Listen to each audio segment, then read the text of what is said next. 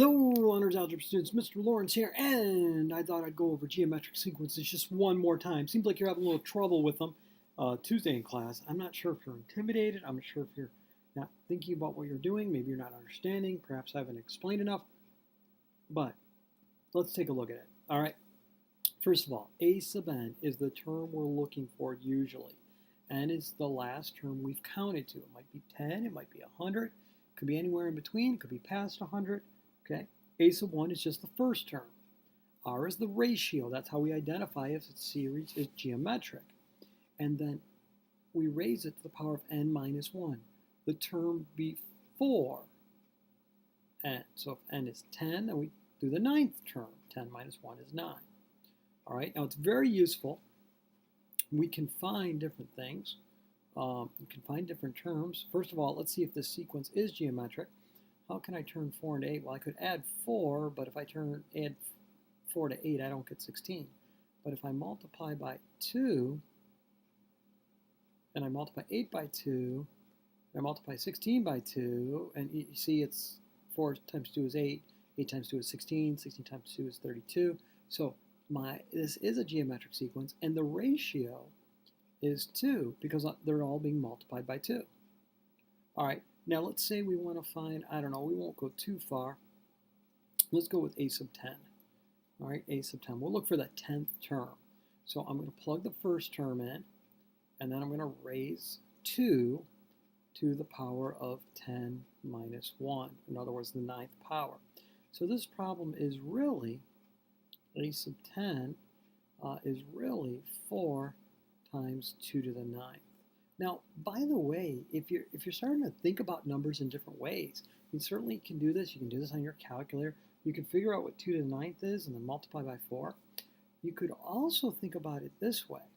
You could think about 4 as 2 squared, couldn't you? Right? Aren't they equivalent? And what would x squared times x to the ninth equal? Well, it would equal x to the 11th, right? So 2 squared times 2 to the ninth would be 2 to the 11th.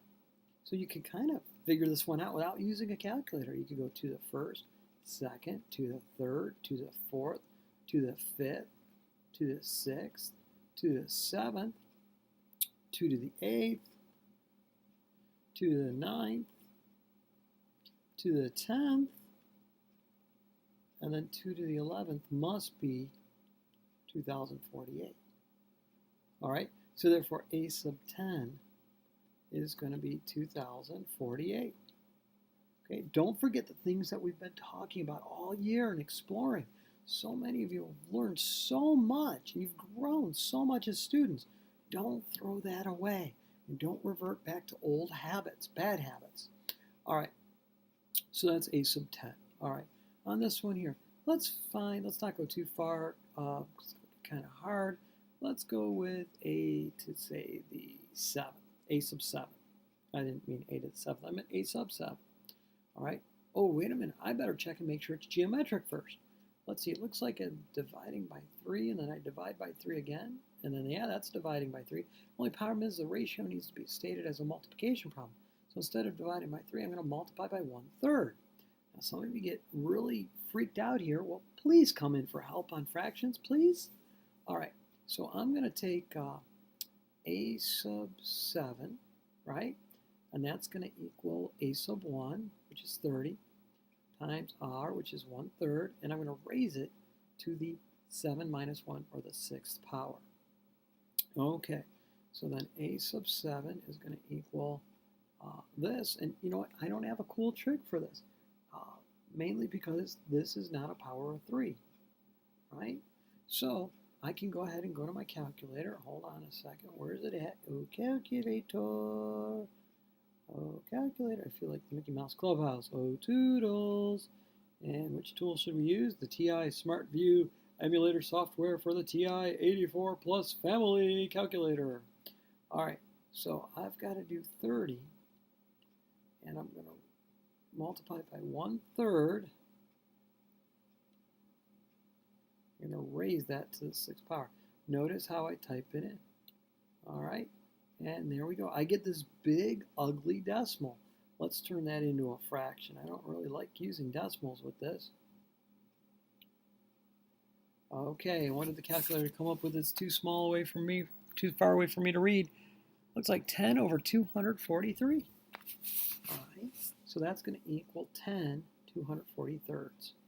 Now, 10 over 243. All right, now if you want to do this by hand, we certainly can do it.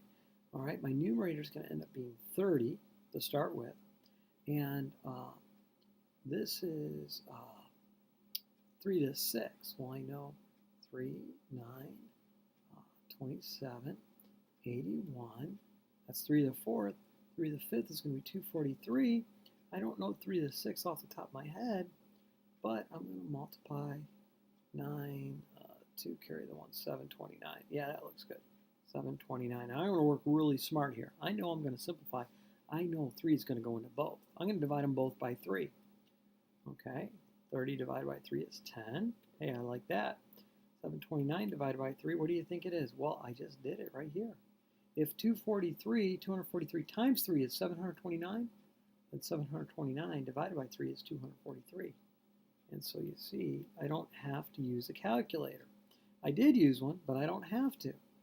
All right, now something that really seemed to be giving you guys trouble, and so I want to go over it, is when I'm giving you a sub 10, okay, this is n, this is n, and I give you this value, and I want you to find a sub 1, you know r. Well, the formula is a sub n, and that's going to equal a sub 1 times r to the power of n minus 1. I'm just going to plug in, that's all it is. 1,536 is going to equal a sub 1 times 2 to the n minus 1. Well, that would be the 9th power. All right, so I got 1,536 equals a to the 1st and 2 to the 9th. Was that 512? 512, let me see. 60, that's the 6th power, 7th power, 8th power. Yeah, it is 512. All right, 512. Okay, so I'm going to divide both sides by 512, and I'm going to get 1,536 over 512. You know, I'm curious here because I see a 15 and a 5, and I see a 36 and a 12. I wonder if it's 3. In fact, if you track it on your calculator, it will be. A sub 1 is going to be 3 if I divide this out. Okay. All right, I'm not going to do that. Yeah, leave you to do that.